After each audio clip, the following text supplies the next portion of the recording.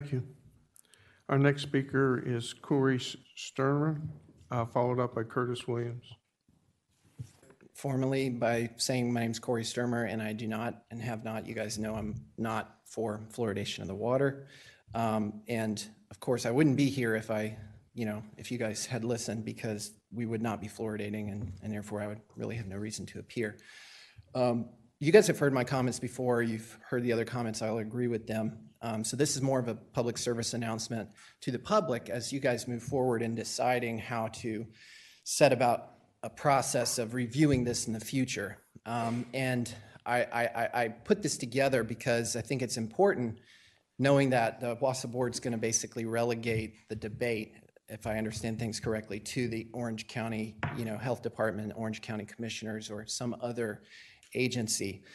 What I've got is just 2 slides to walk through. I found it very interesting in y'all's decision to kind of continue. One of the bodies of kind of policy making that you used to justify the continuation of the policy was the Durham City Council.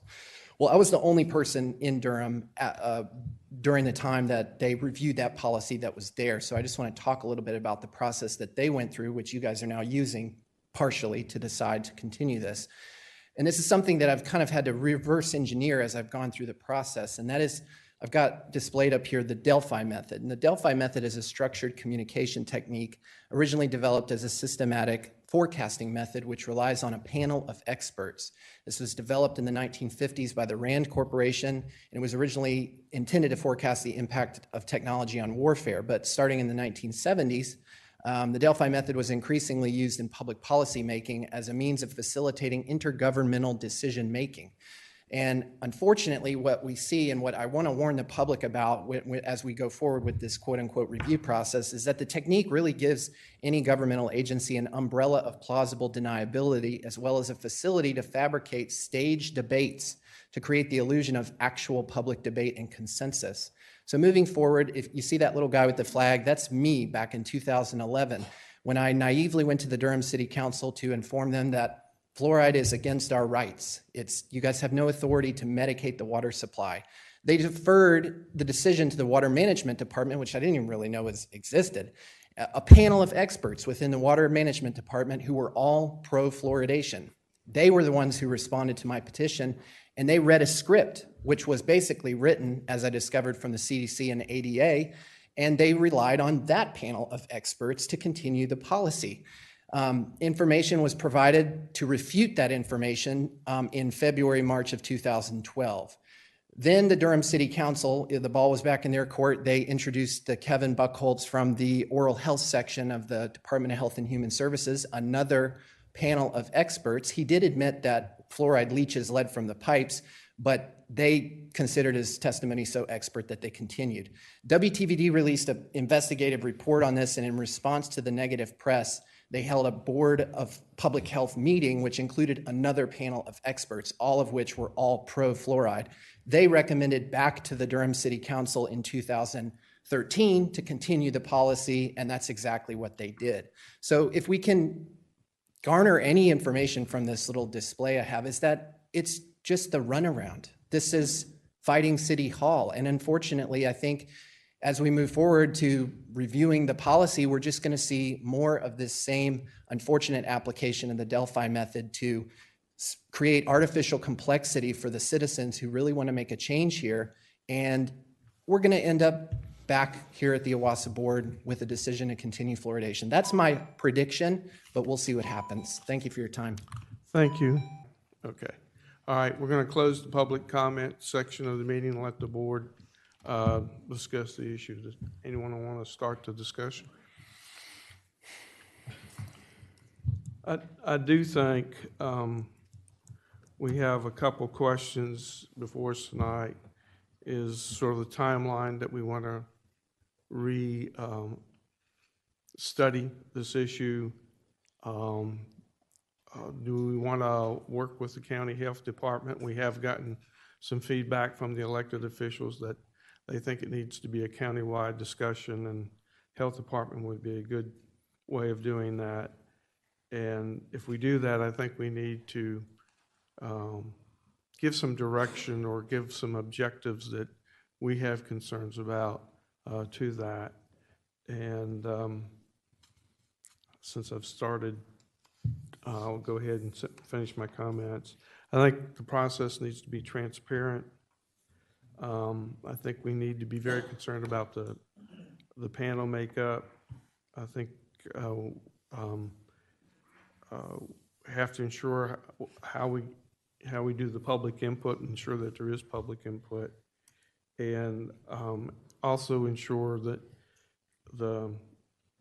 during this process we've identified, I'll just pick out a number, 5 or 6 areas that people say that there are issues with, and I think we need to have some comment from the panel on those specific issues. So those are my thoughts. That should give you enough to respond to.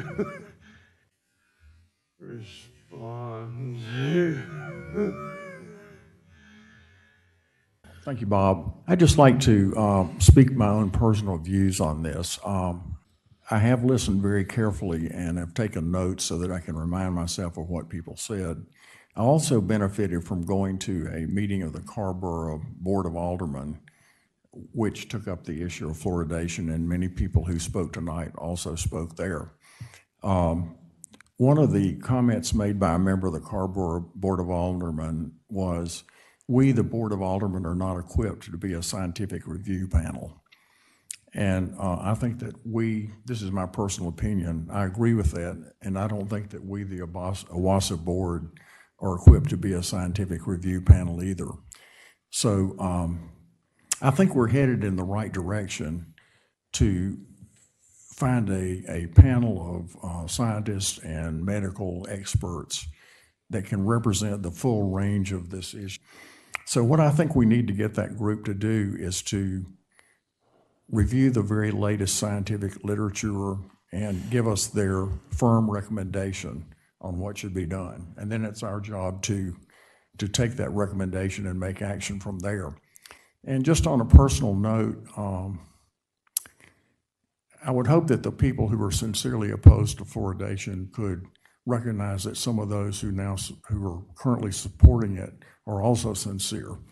I'm fortunate to have my son and his family and his 2 children living here in town, 2 grandchildren ages 4 and 11 months, and I'm very happy that they are drinking water with fluoride in it. And I wish that when I was a young person, I'd had the benefit of that. My dental bills would be a lot smaller now.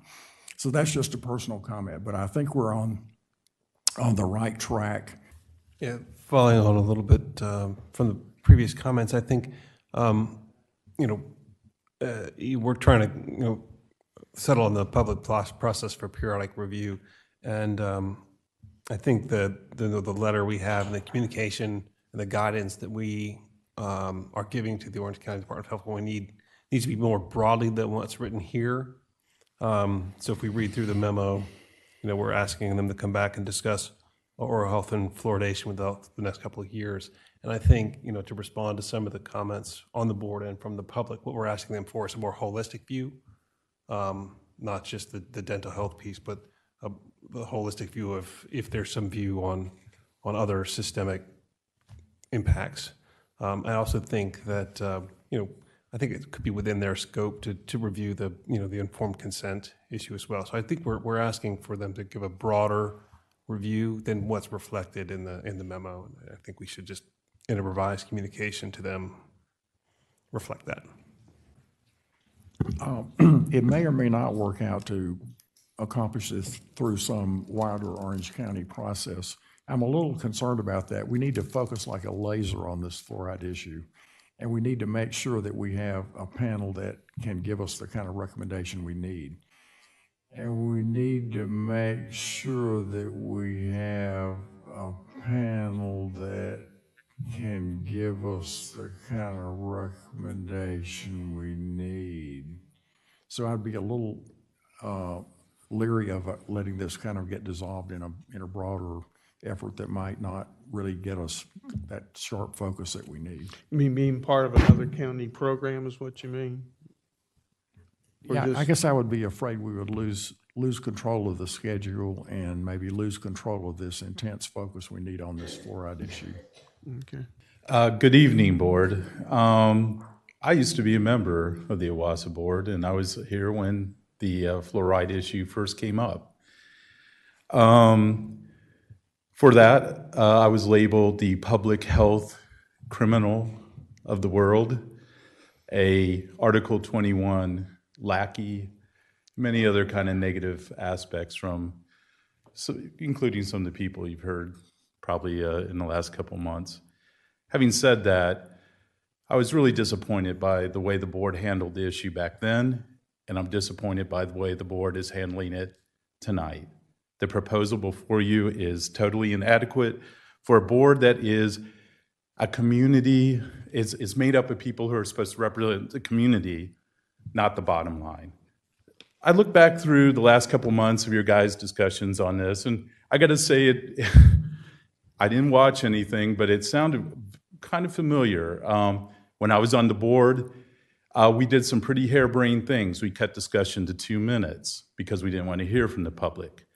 We brought in law enforcement, which had a chilling effect on the community coming before us. I got to say, some of my fellow board members were less than sympathetic. In private, they were actually pretty disdainful of the people coming before them.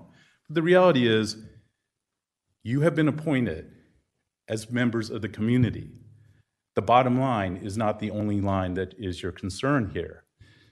If you really want to put this to bed, and I can understand you do, I can't even believe this is going on 3-4 years after I was involved with it, you have to have a process that's fair.